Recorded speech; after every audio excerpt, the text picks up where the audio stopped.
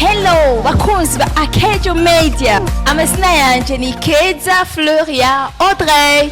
Sanzwe nkoresha ibiganiro bibiri.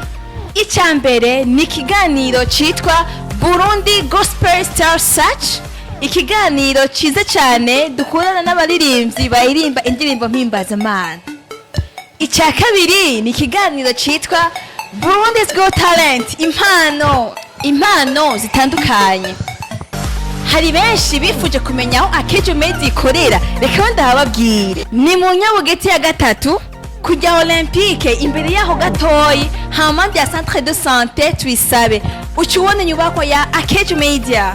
Uvuye mu Ruziba naho urengana station yo mu Kibembe, uca ubona inyubako ya Akejo Media. Rero turabaha ikaze cyane muri benshi muri Akejo Media.